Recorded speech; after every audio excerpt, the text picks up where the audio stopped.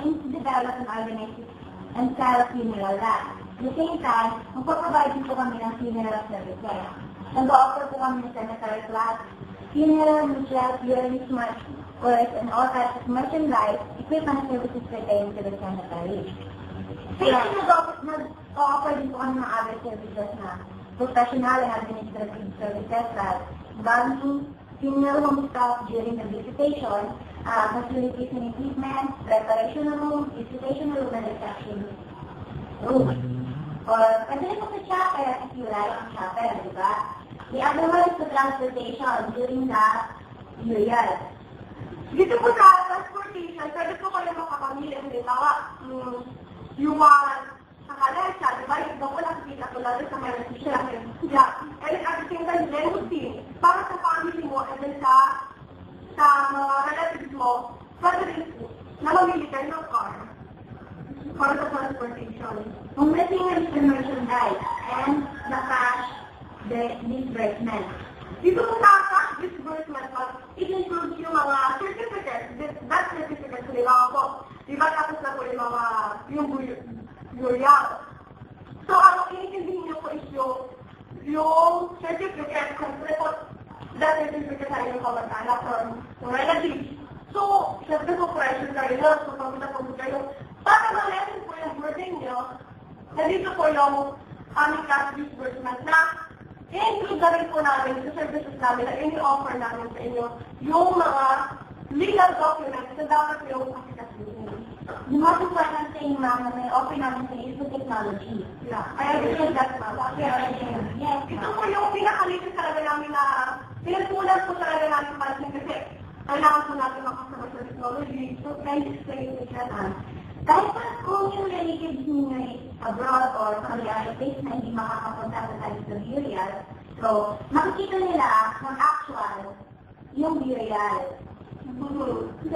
So, internet po, kasi po mag-install po kami ng laptop din ako sa mga bigay yung bahay, makikita ko nila ng live. Kasi po, di ba, hindi ko sila makakapunta, para ma-recover na rin po nila yung pakita namin nila. So, marami siguro sa sabi ng kataon.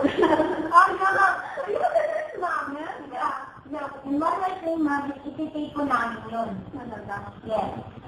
Kasi po, di ba, pwede niyo po siya ipadala abroad or pwede niyo maging ano po yun, ala-ala sa yung mga yung kamag-anak. Yung pinag ako. So, yun po yung may offer namin na wala sa cemetery. Sabihin na po natin na ang cemetery is mura, di ba? Pero yung service naman po sa memorial plan, mas maganda talaga. Like yung sa natin sa memorial plan natin, well plan, shower plan, KPP, PH, electric. One more thing sa low utilization and well-maintained po siya. Pero kung kapag sa secretary, ma'am, low development. O limited yung development kasi po siyempre overcrowded, ma'am. Totoo po ba na-experience ko yun, ma'am? Lalo po sa mga public cemetery, ma'am. Napakaraming tao and then at the same time, maingay, di ba? Okay. Pagdating naman po sa maintenance, Ayan, ma'am. Dito po sa amin, pinasa to offer po kami ng perpetual care fund. Ito po, perpetual care fund is kasama sa bakayaran yun, kasama sa scope ng plan na kuhulugan yun. Dito po is includes yung 24-hour security, yung paglilinis po. Siyempre po, wala po tayong time, di ba, na para maglinis doon.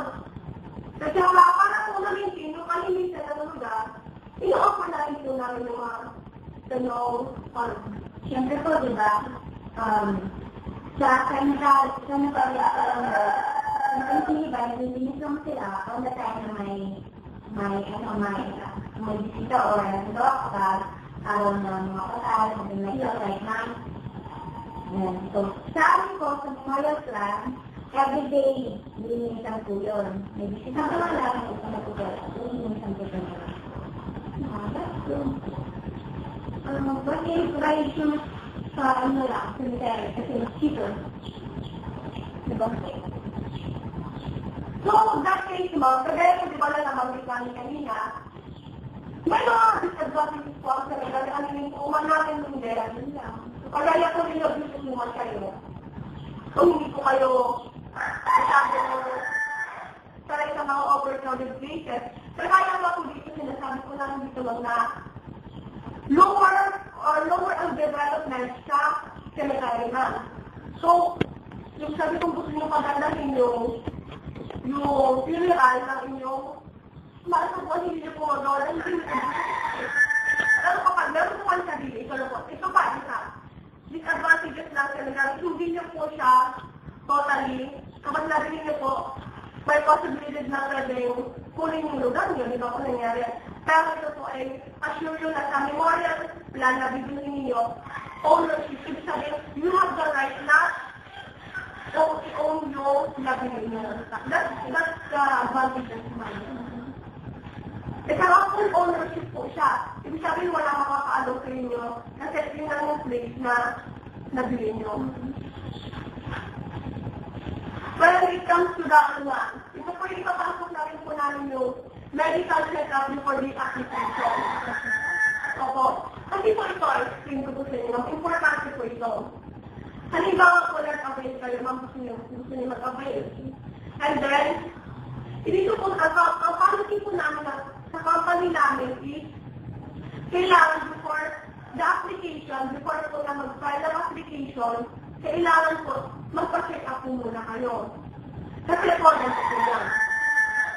Kailangan, kasi po, ang mga applicant po namin, pinakailangan healthy sila. Kasi po, kailangan, siyempre po, di ba, kailangan nilang magbayad. So, kailangan po nila ng good condition. So, if you don't pay ma'am, pag-apply na kayo, kasamahan po kayo sa office namin para magpa-check up po yun. And take no lang, it is a free check-up. Siyempre po kayo, busy kayo, so wala ko kayong time na magpa-check up. And then, privilege na rin ito ma'am, kasi para malaman yung health condition nyo, ang bigay po po hindi, is marami po gusto po yung sakit kayo, nakakalo, busy kayo, so hindi nyo po maharap yung panusugan. Privilege na rin ito, para makapag-check up kayo. And then, ito po, about din po sa i-offer namin, it is non-refundable. Ibig sabihin po, hindi po siya pwedeng ma-refund. Pero, ito po yung magandang balita noon. Pwede niyo po siyang ibenta. Ibig sabihin po, pag ayaw nyo lang, makailan tayo na ayaw nyo siyang hulugan, or hindi na po kaya hulugan, pwede niyo po siyang ibenta sa relative, sa kilala, para makuha niyo po yung in-invest nyo pera doon. So, after 1 year po, dun lang kayo, doon lang yung time na issue na talaga kayo. After 1 year. Ngayon lang kung magkano. Ay, saka yung pag na-complete mo sa 1 year, magkano yung total? So, here's the list na. Okay. When it comes to professional and administrative services, it's worth 79,200. Facilitation equipment, 40,200. Transportation is 21,600. Transportation po kahit na ang gusto na drive. Merchandise, 120,720. Kapag ayos natin, 87,744. Ang total po is 360,064. So, ibibigay na lang namin siya ng 360,000. Also, mention? Yes. Isa po yung magandang balita na di ba business na sa business po kayo? So, alam niyo po yung mga strategy. Ito po,